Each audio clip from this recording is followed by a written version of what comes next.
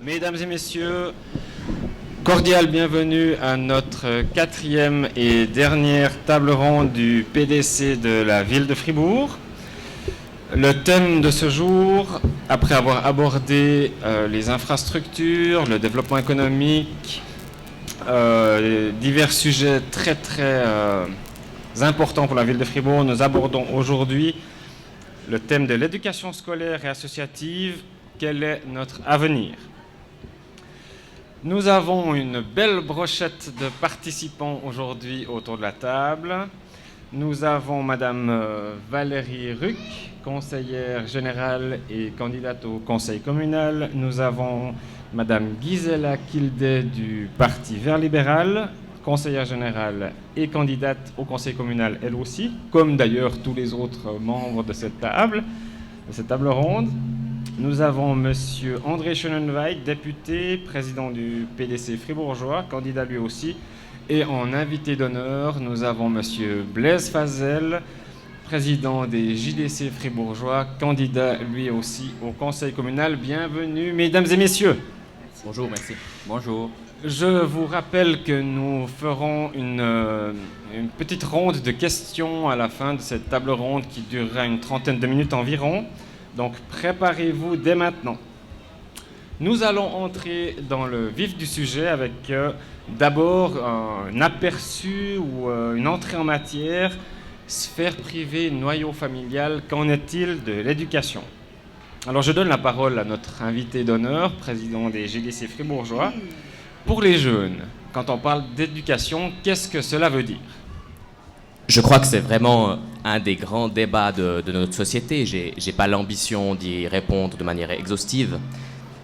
Que veut dire l'éducation pour les jeunes ? Je dirais que pour les jeunes, éducation, ça signifie surtout ce qu'on leur a appris que ça signifie.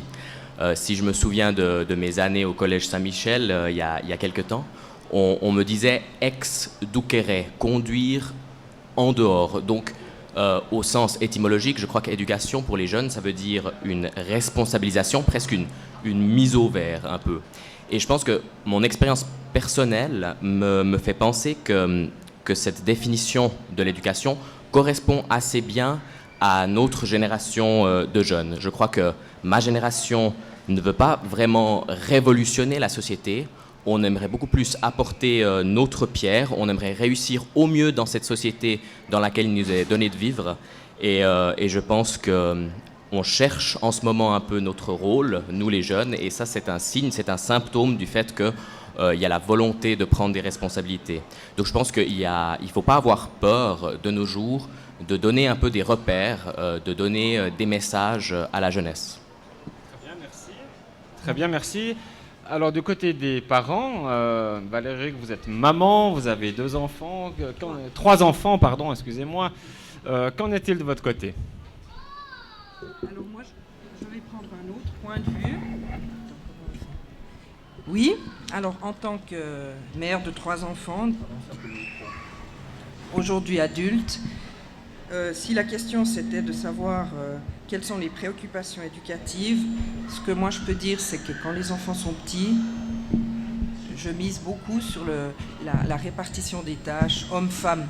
Et je suis pour qu'il y ait de plus en plus de possibilités pour les hommes d'avoir des temps partiels, ce qui manque encore énormément dans notre société, c'est-à-dire que l'homme puisse partager les tâches éducatives au niveau de la famille. Déjà au niveau de l'école, on voit que la majorité des enseignantes sont justement des femmes. Donc c'est important que les jeunes aient aussi les images paternelles au niveau de la famille en début d'éducation. Merci Madame Ruck. Nous avons le président du PDC fribourgeois à notre table. Alors, le PDC, le parti fribourgeois, qu'en pense-t-il ? Alors effectivement, le parti cantonal a un avis bien précis sur le rôle de la famille. Déjà, la famille, on l'a dit déjà, c'est le noyau le plus important de la société. C'est autour de la famille que se construise la société. Et le plus important pour le Parti démocrate chrétien, c'est quand même qu'on arrive à concilier la vie familiale, la vie privée et la vie professionnelle. Et la richesse d'une société, c'est qu'on arrive à trouver un équilibre entre cette vie professionnelle qui est devenue de plus en plus astreignante, la vie familiale avec ses exigences aussi, Donc les exigences, c'est autant la scolarité, les hobbies et aussi le développement de l'enfant dans le cadre de cette société. Et pour un parti comme le Parti de la Famille, le Parti démocrate chrétien, c'est très important que tant la commune que tant les structures cantonales permettent une évolution positive de l'enfance, de la famille dans cette société qui est en mouvement. Et ce qui est le plus important, à mon avis, c'est qu'il y ait un bon équilibre entre ces trois périodes de la vie, pour les parents, pour aussi les enfants. Donc pour nous, c'est très important. Par exemple, une commune met en place des accueils extrascolaires, met en place des crèches, parce que si on veut que les femmes, les mamans trouvent aussi leur place dans la société, on sait que le travail, c'est un des moyens d'une reconnaissance aussi sociale. C'est très important qu'il y ait un accompagnement des familles, et ça, c'est le rôle des collectivités publiques. Très bien, cela suppose presque qu'il n'y a pas assez d'accueil extrascolaire de crèche, mais nous aurons l'occasion d'y revenir tout à l'heure dans les propositions concrètes. Gisela Kilde, vous êtes maman, vous aussi, habitant du quartier de Schönberg. Du point de vue du citoyen, des parents, comment vivez-vous cela? Alors, j'approche peut-être le point de mon travail, parce que je travaille à l'Institut de famille à l'université. Et nous, on constate, on offre des formations pour les parents, par exemple. Il y a une large offre de formation pour les parents. Et on constate que très souvent, les parents sont très intéressés, mais c'est souvent les parents qui n'ont le moins nécessaire qui suivent ces formations. Et par contre, les parents qui ont vraiment des soucis en éducation, qui ont vraiment des problèmes, eux, ils ne viennent plutôt pas. Et c'est ça aussi le devoir de la commune, de s'approcher, de pouvoir intégrer ces parents-là pour leur soutenir dans l'éducation des enfants. Et c'est ça que moi je défendrais un peu, que voilà, c'est bien d'avoir des accueils et des crèches, ça c'est important. Mais il faut aussi penser aux parents qui restent à la maison ou qui n'ont pas les sous pour payer un accueil extrascolaire et qu'il faudra quand même soutenir d'une façon ou d'une autre. Voilà déjà une première proposition relativement concrète. Nous allons passer alors au premier sujet principal, à savoir le rôle de l'école dans l'éducation. On a tendance à confier le rôle de l'éducation de plus en plus au domaine scolaire. C'est en tout cas dans ce cadre que se fait la socialisation au plus jeune âge. Êtes-vous d'accord avec cette proposition? Quel rôle éducatif voyez-vous à l'école, Madame Ruck? Alors, certes, l'école a un rôle éducatif très important. Je l'ai remarqué au niveau de l'éducation de mes enfants. Ce que j'aimerais dire, c'est que ce qui est important par rapport à l'éducation, c'est qu'il y ait une bonne relation entre l'école et les parents. Il y a des associations de parents qui se créent au niveau de certaines écoles. En tout cas, nous, on l'a vécu au niveau de l'école de la Vignetta il y a quelques années en arrière, où c'était très important de faire le lien entre ce qui se passe à l'école et ce que les parents rencontrent comme problème éducatif avec leurs enfants. J'aimerais juste aussi aborder ça par rapport à ma formation d'éducatrice spécialisée. C'est vrai que souvent, on reproche à l'école d'être responsable de tous les problèmes que des jeunes peuvent rencontrer. Et ce n'est pas seulement à l'école à supporter le poids de l'éducation. Il faut qu'il y ait une bonne relation entre les deux, du côté des parents, des éducateurs, des foyers, et du côté de l'école. Très bien. Alors il y a peut-être quelques problèmes au niveau de l'école. Il y a certainement aussi des solutions. Madame Kilde, comment voyez-vous cet aspect? Alors, je suis très curieuse de voir le développement avec la nouvelle loi scolaire qui est mise en vigueur en canton de Fribourg, parce que cette loi, il prévoit la collaboration étroite avec l'école, avec les parents, avec je sais seulement le mot allemand, Elternrat, et qui a existé déjà dans quelques formes, dans quelques écoles, mais que les compétences étaient très très maigres. Soi-disant, dans ces conseils de parents, on a été informés sur les développements, mais on n'avait aucune influence. On pouvait seulement souhaiter quelque chose. Et je comprends très bien que les instituteurs qui ont 25 parents avec des différents souhaits, ça c'est très difficile à gérer et ils sont très exigeants les parents. malgré tout, il y a quand même aussi quelques développements dans l'école qui ne sont pas souhaitables, que les enfants sont trop dans les normes, ils doivent trop bien fonctionner. Autrement, on a tout de suite la diagnose que l'enfant il a un problème psychique ou quelque chose.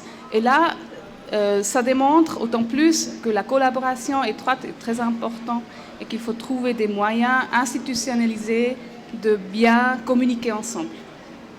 Sie dürfen sich natürlich auch auf Deutsch äußern, das ist absolut kein Problem für uns.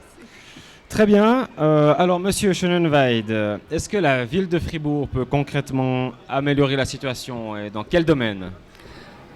Alors, j'aimerais revenir quand même du rôle de l'école. Je pense que le rôle de l'école aussi, bon, déjà l'école c'est indispensable à la formation, c'est indispensable à éveiller la curiosité des enfants, à la découverte. Donc, c'est pas seulement apprendre, mais c'est aussi un état d'esprit de découverte et de curiosité.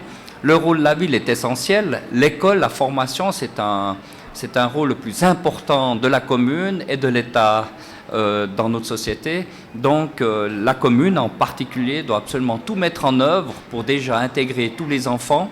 On sait qu'en ville et dans les villes en général, vous avez des enfants qui viennent de tous les pays du monde, hein. Donc il y a aussi une confrontation de toutes ces cultures et cette richesse aussi que la ville doit utiliser pour que l'école devienne un moyen d'éducation, de socialisation aussi, mais aussi d'éveil à toutes les cultures du monde, comme je l'ai dit. Et je pense que la ville fait déjà très bien les choses. Je dois dire que l'école fribourgeoise, l'école en ville est de qualité. Et il y a certainement, soit dans les infrastructures, donc dans la grandeur des classes, mais je pense que concrètement la ville fait de bonnes choses. Je n'ai pas de proposition précise. Moi je pense aussi, c'est comme ça a été dit, c'est la collaboration entre les associations des parents, la ville et les enseignants. On oublie aussi, on a peu parlé des enseignants, mais les enseignants sont quand même un rôle moteur dans l'évolution de l'école. Les enseignants doivent accompagner les élèves et les enfants dans leur scolarité et aussi les soutenir parce qu'il y a toujours des périodes de la vie d'un enfant qui sont plus difficiles. Et là, je pense aussi, le rôle d'école, c'est aussi soutenir les enfants dans cette période plus difficile. On oublie aussi, l'école, c'est pas seulement apprendre, c'est aussi faire du sport, développer les activités culturelles et artistiques. C'est toute cette panoplie de la créativité qui font que l'école fribourgeoise est riche et que la ville de Fribourg doit continuer à mettre des moyens financiers importants pour que la qualité de l'école en ville de Fribourg reste identique à ce qu'elle est actuellement. Donc un grand rôle de socialisation en fait, et la socialisation se poursuit ensuite. On a pas mal parlé ici d'école primaire, mais il y a le niveau secondaire après qui touche les jeunes très directement. Est-ce que les propositions qu'on a faites conviennent aux jeunes? Est-ce qu'il y a d'autres propositions, Monsieur Fazel? Tout comme mes collègues de la table ronde, je pense que la socialisation est très importante. Et puis effectivement, elle continue ensuite au secondaire et notamment au secondaire 2. Et là aussi, le contact entre les associations de parents d'élèves et d'enseignants sont importants, notamment en ce qui concerne le phénomène croissant du surendettement des jeunes qu'on observe depuis quelques années dans le canton de Fribourg. Ça, c'est vraiment une préoccupation du PDC. Pour rappel, les jeunes démocrates chrétiens fribourgeois avaient lancé en 2013 une motion populaire qui demandait l'introduction dans les écoles du secondaire 2 d'un cours d'autogestion financière et économique pour justement apprendre à ces jeunes à tenir un budget. Et je pense que là, on touche vraiment à un des points où l'école doit en fait suppléer à l'éducation des parents. Elle ne doit jamais remplacer l'éducation des parents. On est, je pense, tous d'accord sur cette question autour de la table. Mais il y a effectivement des éléments où l'école peut apporter une plus-value très importante. Maintenant, on a beaucoup parlé d'école, de gymnase, mais il ne faudrait pas oublier les apprentis. Et en ville de Fribourg, il y a aussi beaucoup d'apprentis. Et eux aussi, je dirais, souffrent de certaines inégalités, par exemple dans le domaine de l'apprentissage d'une deuxième langue nationale. Pour les gymnasiens, pour les élèves des cycles d'orientation, il y a énormément de possibilités d'apprentissage d'une seconde langue nationale. Pour les apprentis, c'est beaucoup moins facile. Ici, la ville de Fribourg a un rôle à jouer. Elle pourrait montrer l'exemple en fait aux entreprises de la ville en donnant des places d'apprentissage dans son administration, parce que l'administration de la ville est aussi formatrice, à des apprentis qui ne sont pas domiciliés en ville, mais qui viennent des parties, par exemple, alémaniques du canton, et qui pourraient alors, en fait, dans le cadre de leur apprentissage, apprendre la seconde langue cantonale et une seconde langue nationale. Une proposition concrète là aussi de faire que la ville aille vers ses partenaires, quels qu'ils soient en fait. Très bien, je rappelle au public qu'il y aura un tour de questions tout à l'heure. N'hésitez pas à les préparer dès maintenant. Nous allons passer au deuxième sujet, le rôle des associations. La ville de Fribourg compte un grand nombre d'associations, qu'elles soient culturelles, artistiques ou sociales. Or, un bon encadrement des jeunes au sein d'associations peut contribuer à une bonne éducation. Quel rôle jouent ces associations dans l'éducation actuellement, Monsieur Schönenweid? Alors, comme ça a été dit, effectivement, la ville de Fribourg a une des richesses, c'est aussi son activité sociale, artistique. Et là, les associations ont amplement le rôle. C'est même une ville extrêmement dynamique, hein. Tous les quartiers ont souvent des associations de quartier. Il y a plusieurs quartiers ont des centres de loisirs pour la jeunesse, pour les adolescents. Et là, le rôle est essentiel, c'est complémentaire par rapport à la vie de famille. Rapidement, on sait qu'on l'a été aussi jeune. Moi, j'ai aussi 2 garçons. Rapidement, les jeunes doivent trouver aussi leur chemin en dehors de la sphère familiale. Et souvent, c'est dans les associations sportives, culturelles, artistiques que ces jeunes peuvent émerger, peuvent aussi découvrir leurs talents. Les jeunes, souvent, doutent de leur talent ou de leurs dons, en particulier dans un domaine. Et ces associations sont tout à fait utiles, importantes, à faire émerger dans ces jeunes leurs qualités et qu'ils trouvent un chemin dans leur vie future. Très bien, merci. Alors concrètement, que manque-t-il finalement? On peut se poser la question, que peut faire là aussi la ville de Fribourg? Monsieur Fazel, en tant que candidat, en tant que président des GDC fribourgeoises, que proposez-vous? Alors, je dirais qu'il faudrait relever quand même, comme le fait d'ailleurs très justement mon colistier André Schönenweid, que l'offre associative actuellement en ville de Fribourg est vraiment excellente et qu'il faut vraiment le relever. Maintenant, moi, j'aimerais parler de certaines associations qui sont, je pense, une minorité des associations.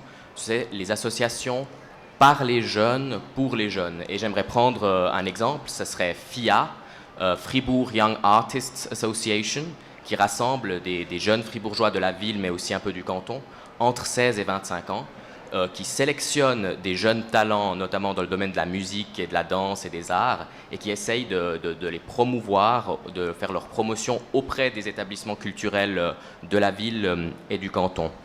Et je pense que là, les futurs conseillers communaux ont un rôle à jouer, notamment auprès de l'agglomération, qui finance beaucoup les groupes culturels. Est-ce qu'on ne pourrait pas là intégrer un critère intéressant pour... dans ces financements, dans ces subventions, ne pas oublier ces associations qui sont entièrement gérées par les jeunes. Maintenant, je peux parler d'expérience personnelle vraiment, en disant que ces associations de jeunes sont assez fragiles et qu'il y a un grand roulement dans ces comités. On n'est pas jeune éternellement et ces associations ont une durée de vie en moyenne moins longue que les associations, disons, classiques. Et là, concrètement, il y a quelque chose à faire pour les futurs conseillers communaux, c'est de tendre la main rapidement. Quand quelque chose se fait dans le milieu des jeunes, il faut tendre la main rapidement, il ne faut pas attendre que cette association se pérennise. Et je pense que, par exemple, la soirée d'accueil des jeunes citoyens de 18 ans, qui est déjà organisée actuellement par la commune, ça serait l'occasion rêvée, justement, pour créer ce lien vraiment organique, important, entre la commune et ces jeunes associations.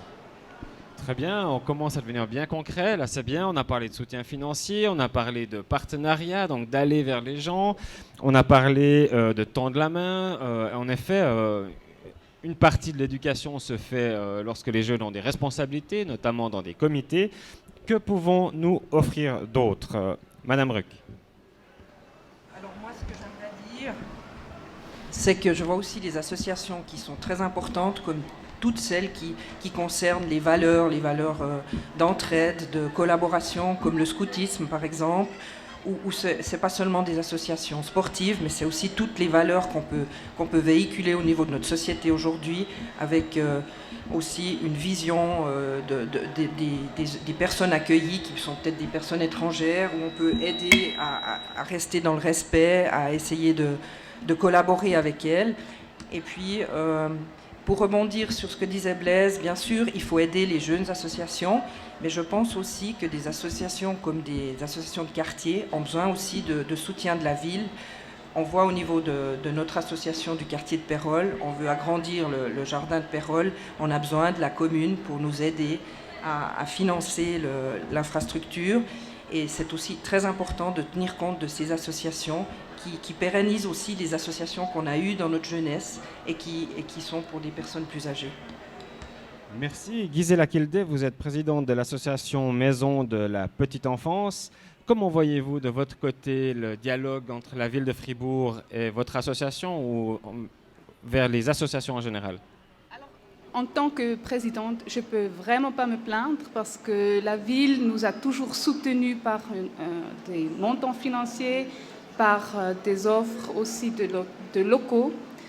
Mais nous, on a aussi vraiment le but d'une offre pour les parents qui est d'un côté pour la petite enfance, l'éducation, mais aussi pour les migrants qui puissent venir chez nous gratuitement et profiter un peu. Alors, je ne veux maintenant pas être la seule qui est contre vos propositions. Je trouve bien sûr, il faut financer, il faut soutenir, mais il faut aussi penser que ce sont de droit privé, des associations de droit privé, et pas tout le monde, la ville ne peut pas soutenir tout le monde. Les moyens financiers sont limités. Mais ce que la ville peut toujours faire, c'est d'offrir des informations, de soutien par une personne qu'on peut contacter pour avoir le know-how, comme pour soutenir les jeunes, par exemple, et de faire plutôt un travail de know-how, de réseau. Et si les finances sont arrivées à une limite, disons. Très bien, merci. Vous me donnez quasiment le pont pour le thème suivant, cohésion sociale et sécurité. L'éducation, en effet, évidemment, ça touche tout le monde. Et nous savons que, comme dans toutes les grandes villes, nous avons une mixité sociale importante dans les quartiers, donc aussi dans les écoles, mais par ailleurs dans les lieux publics également. Je reviens directement vers vous, Madame Kilde, parce que vous êtes habitante du quartier de Schönberg, au même titre que Monsieur Schönenwald d'ailleurs. On a tendance à pointer toujours un petit peu du doigt, à tort probablement, le quartier de Schönberg. Comment vous positionnez-vous par rapport à ça? Alors, je ne suis pas encore très longtemps au quartier et on était, pour être honnête, un peu sceptiques parce qu'on déménageait de la basse ville qui est petit, qu'on se connaît tout le monde. On a déménagé à Schönberg, qui est quand même assez anonyme, mais ça nous plaît beaucoup. Et je trouve c'est formidable parce qu'il y a beaucoup de gens, des enfants qui jouent dehors, malgré qu'il n'y a pas de place de jeu. Et c'est ça un peu que je reproche à la ville, c'est que le quartier de Schönberg est quand même un peu délaissé parce qu'il n'y a pas d'endroit public où les jeunes puissent vraiment profiter d'une offre, soit c'est une place de jeu, soit c'est pour les plus âgés, un skating park ou quelque chose. Non, ils doivent rentrer en ville pour trouver à un autre quartier leurs offres. Et puis deuxièmement, la place de jeu dans l'école Heitera, qui maintenant depuis 2 ans laisse attendre, et puis le parc Mackenberg, qui, je suis désolée, un peu pauvre. C'est bien qu'ils ont fait quelque chose. J'étais bien d'accord dans la commission d'édilité d'aller en avant. Mais quand même, je trouve qu'il faudra soutenir les quartiers d'après leurs besoins. Et le Schönberg, avec les presque 10 000 habitants, a quand même besoin de plus d'infrastructures que ce qui existe aujourd'hui. Très bien, donc là, renforcer vraiment les structures socialisantes, si on veut, en plein air comme... par des centres, par exemple. Monsieur Schönenwald, comment voyez-vous une amélioration de la situation? Est-ce que, et voilà un thème un peu provoquant, est-ce qu'on a besoin, par exemple, de plus de sécurité? Alors, comme enfant du quartier du Jura, je dois dire que c'est un quartier aussi où j'ai vécu une très belle période de ma vie. Donc un quartier dynamique, un quartier aussi avec beaucoup d'échanges puisqu'il y avait beaucoup de personnes de cultures différentes. Et je rejoins ce qui a été dit, vraiment, les quartiers de la ville sont bien sûr des lieux d'habitation, mais doivent être aussi des véritables lieux de vie. Et s'il y a un effort vraiment à faire par le conseil communal, c'est aussi d'avoir beaucoup plus de places de rencontres, places de jeux, places pour les adolescents et places de rencontres. Je pense aussi qu'on utilise peu l'infrastructure des écoles qui sont ouvertes, limitées dans le temps. Donc souvent, à partir de 16 heures, ces écoles sont peu utilisées puisque les classes sont terminées. Et je pense aussi que les zones d'école doivent devenir de meilleurs lieux de vie. On doit vraiment faire autour des écoles des places de rencontre. Je pense que l'école, c'est déjà le cœur de la vie des enfants. Les parents connaissent les écoles et là, je pense que la ville de Fribourg devra développer un meilleur concept d'utilisation des écoles dans les quartiers. Et comme ça a été dit, il faut vraiment qu'on renforce les places de jeu, les places de rencontre. Pour ce qui est de la sécurité, effectivement, dans le canton de Fribourg, la sécurité au sens un peu police, c'est de la compétence du canton. Moi, je pense que c'est aussi un des rôles du conseil communal de garantir la sécurité autour des écoles, la sécurité sur les lieux où les enfants sont sans leurs parents, souvent. Donc, c'est aussi à la police de proximité, d'avoir un regard aiguisé pour garantir la sécurité de nos enfants. Soit sur la sécurité sur les places, la sécurité dans les passages routiers. Donc, il y a certainement toujours à améliorer. Et je pense que certaines rues de la ville de Fribourg doivent passer à un 30 à l'heure, voire certains endroits à un 20 à l'heure pour garantir la sécurité de nos enfants. Je pense que là, il y a aussi une grande amélioration à faire dans la sécurité liée au transport, à la route. Et là, nos enfants doivent être prioritairement protégés. En effet, hein, les chemins d'école, il y a eu débat encore assez récemment au Conseil général de la ville de Fribourg. C'est une préoccupation évidemment de tous les instants et tout doit être mis en œuvre. En termes de population étrangère, où en est-on? Que faire mieux? Là aussi, il y a des enfants, mais il y a aussi des parents qui sont concernés. Sujet très actuel. Madame Ruck. Par rapport aux populations étrangères, ce qu'on constate souvent, c'est qu'il faut le plus vite possible intégrer ces populations. Et ça passe par trois grands axes. C'est d'abord apprendre la langue, ensuite essayer de s'intégrer par nos coutumes, nos habitudes, nos fêtes. Et troisièmement, c'est d'avoir du travail. Moi, je soutiens le travail des associations à but multiculturel, comme ça soit à Espace Femmes, où il y a des cours qui sont donnés à des migrantes, comme on peut voir à Passerelle. C'est une association où ils font beaucoup de fêtes avec les migrants, avec des gens aussi d'ici. Tout ça, c'est pour essayer d'avoir une meilleure cohésion entre ces différentes populations, dont font partie énormément, à l'heure actuelle, les populations étrangères et migrantes. C'est très important de les intégrer aussi à ce niveau-là, comme je viens de le dire. Très bien, là aussi un dialogue qui sera recherché très certainement. Alors, en faisant un petit tour des propositions que nous avons faites aujourd'hui, on parle de rôle de socialisation dans les écoles, parents, professeurs, enfants, dans les associations, au sein des comités, un petit peu d'aide financière évidemment, les liens qui se créent dans les lieux de rencontre, un petit peu de sécurité, notamment sur le chemin de l'école, des propositions en lien avec les places de travail. Alors finalement, Monsieur Blaise Fazel, président des GDC fribourgeois, représentant des jeunes à notre table, puisque nous autres le sommes un petit peu moins, il faut bien l'avouer. Est-ce que la situation est bonne en ville de Fribourg? Comment les jeunes s'y sentent? Je crois que la situation est globalement très bonne et j'aimerais dire que grâce à ce cadre magnifique, grâce à cette offre culturelle et sportive excellente, grâce aussi aux écoles de qualité qui sont garanties par des responsables communaux qui ont vraiment le souci du vivre ensemble, la situation est bonne.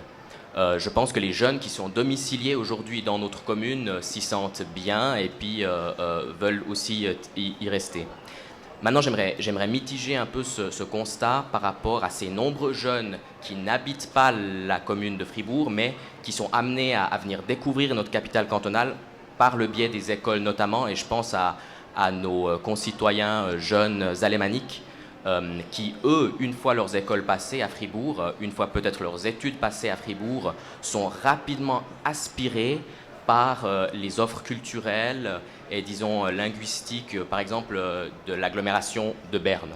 Et là, j'aimerais vraiment dire de faire attention. Ici, il faut vraiment que Fribourg s'établisse comme une capitale cantonale bilingue. Et très concrètement, on pourrait atteindre ça assez facilement en faisant en sorte que dans l'agglomération, dans le subventionnement des établissements culturels, on fortifie vraiment le caractère bilingue de l'agglomération comme critère absolument incontournable pour obtenir un subventionnement de la part de cette collectivité. Très bien, merci infiniment à tout le monde. Voilà venu le temps, le moment très attendu des questions. Alors je vais me lever. Est-ce que dans notre nombreuse assistance, il y a des questions à ce sujet? Nous en avons une, parfait. Monsieur Jean-Frédéric Piton. Monsieur le Président, merci bien. Effectivement, comme vous le savez, je suis président de l'association des parents d'élèves, également de la Fédération fribourgeoise des associations de parents. Donc forcément, ce thème nous intéresse de plus près. Le thème de l'éducation, il y a eu plusieurs questions qui ont déjà été posées tout à l'heure. Et j'aimerais en fait demander que pensent nos candidats et comment ils vont proposer ou donner des pistes de solutions. La première question, c'est par rapport à l'accueil extrascolaire. Donc, avec les associations de parents, on a réussi à mettre sur pied le premier accueil d'extrascolaire de la ville de Fribourg. Maintenant, la ville l'a repris.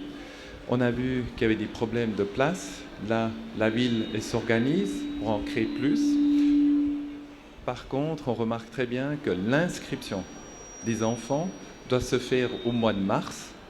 Et bien sûr, au mois de mars, aucun parent a la grille horaire. Quand est-ce que les enfants iront à l'école au mois de septembre? Alors on doit inscrire les enfants au mois de mars, on ne sait rien du tout. Et en plus de ça, le premier jour d'école, il faut que les parents aillent chez chaque prof pour redemander l'horaire et passent vite, entre guillemets, à l'accueil pour inscrire chacun de ses enfants. Alors moi j'en ai 4. Vous voyez le gymkhana qu'il faut faire et le congé qu'il faut prendre pour essayer d'organiser tout ça. Alors je pense que je peux d'abord poser une première question et puis je ne sais pas qui veut répondre. Très bien, alors un problème en effet très très concret. Qui autour de notre table, de nos candidates et candidats, se sont concernés et désirent répondre à ces questions? Gisela Kilde. J'aime bien prendre la parole parce que moi aussi j'ai 4 enfants. Et je dois dire que chaque année, j'ai dû remplir ces feuilles pour les 3 enfants. Chaque année, j'ai dû donner les informations sur la date de naissance, sur les parents. Là, c'était toujours les mêmes dates et les mêmes parents, étonnamment. Et je trouve quand même que c'est un peu fâcheux. On dirait aussi l'école n'a aucun lien avec l'accueil extrascolaire. Même dans les bâtiments, c'est un couloir qui les sépare. Et je suis sûre que le système ordinateur permettrait tout à fait d'avoir un serveur ensemble commun pour échanger ces dates, pour que les parents puissent seulement donner les changements par rapport à l'enfant, l'adresse. Ça peut bien sûr changer, mais le reste le même. Et puis, il ne faut pas seulement penser à l'accueil extrascolaire, c'est aussi pour les parents qui travaillent, qui veulent surveiller les enfants personnellement. Ils doivent savoir bien avant le premier jour du semestre quel serait le grille horaire de l'enfant. Parce que peut-être le parent doit prendre congé le mardi après-midi ou le jeudi après-midi, mais on ne le sait pas. Alors la proposition assez facile, me semble, c'est de publier la grille horaire beaucoup plus tôt, en mai par exemple, et comme ça faire l'inscription de l'accueil extrascolaire en mai, après qu'on sait le grille d'horaire de l'enfant pour l'année prochaine. Et ensuite, de partir des données qu'on avait déjà informées, qui sont restées les mêmes, et seulement donner les changements, ça faciliterait pas seulement le travail pour les parents, mais aussi pour l'administration, parce qu'il faut s'imaginer que l'administration, ils acceptent dès mars les premières inscriptions provisoires, et ils vont faire je ne sais pas quoi, et en août, on a encore une fois le même travail qu'ils doivent faire parce qu'ils vont faire l'inscription définitive. Et je ne sais pas du tout à quoi ça sert. Très bien. Alors, visiblement, vraiment un besoin d'anticipation. En effet, ça me semble tout à fait nécessaire, ainsi que l'aide d'outils informatiques. Est-ce que d'autres personnes désirent prendre la parole à ce sujet? Il y a d'autres questions, je crois. Pas d'autres prises de parole, merci. On accepte encore une deuxième question, mais après on doit couper. Une question. Monsieur Piton, bah, allez-y. J'en ai encore bien plus qu'une seule question, donc je vais la résumer de telle manière. On a parlé en allemand, on parle des Elternforum, ou les parents. Donc pour les francophones, on avait la commission scolaire. La ville a supprimé la commission scolaire. La loi scolaire prévoit les conseils de parents, et ces conseils de parents tombent dans un trou. Alors ma question, qu'est-ce qu'elle va faire la ville? La deuxième, c'est la jeunesse. Effectivement, on a la transition, la formation, école primaire, le CO. On remarque très bien qu'il y a un trou pour les apprentis. Comment est-ce qu'on peut mieux intégrer les apprentis et valoriser aussi la place des apprentis, aussi par rapport à la perspective des jeunes? Et le dernier, on a eu le débat au Conseil général par rapport au financement des bâtiments scolaires. Est-ce qu'un des nouveaux élus aimerait s'exprimer par rapport à la gestion financière, surtout pour notre priorité, qui est justement l'éducation? Voilà, vu que c'est la dernière, j'ai résumé. Merci. Il ne reste pas moins que ça fait 3 questions. Alors, la première question concerne le rôle des commissions de parents. Monsieur Schönenweid, à ce propos, assez brièvement si possible.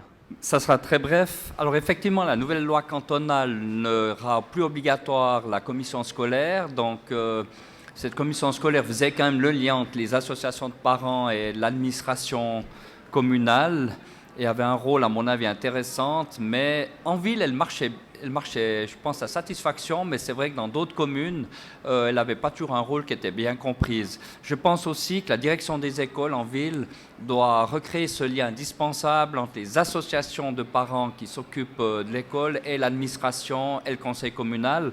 Et dans ce cadre-là, il faudra bien trouver par quartier un groupe de parents qui fait ce lien. C'est un peu le souhait qui était demandé par M. Piton comme président d'association. Et je pense que les parents sont un partenaire essentiel dans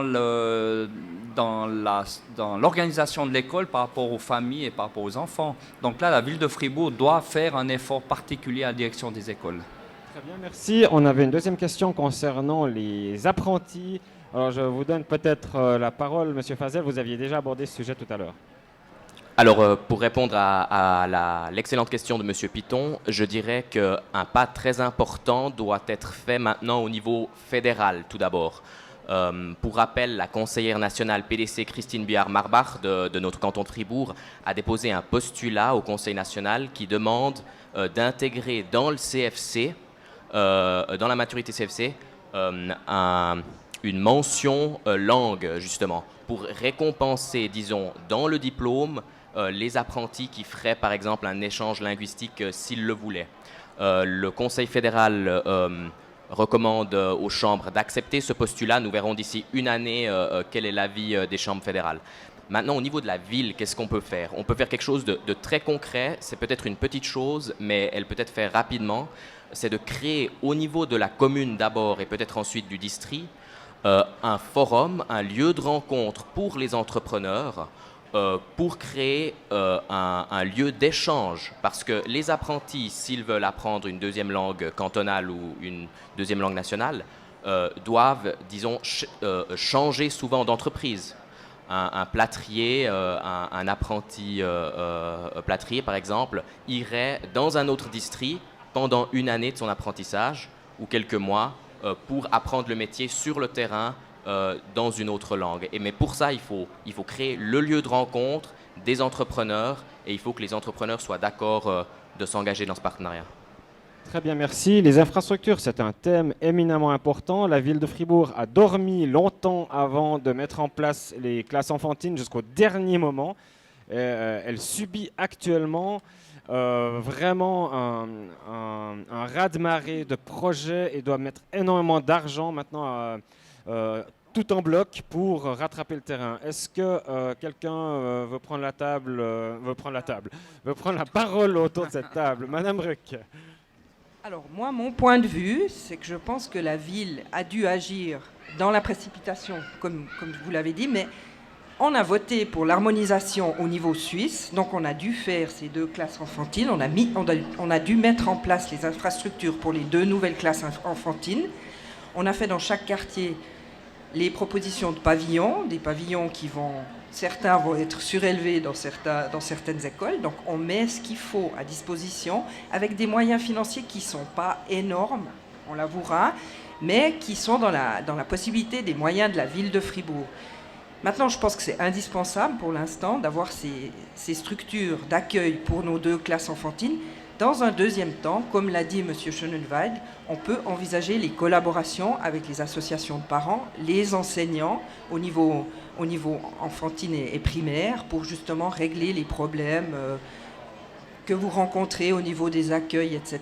Là, je pense que la ville pourrait mettre des moyens financiers, mais à mon avis, c'est d'abord prioritairement les infrastructures scolaires qui doivent être là pour accueillir les enfants.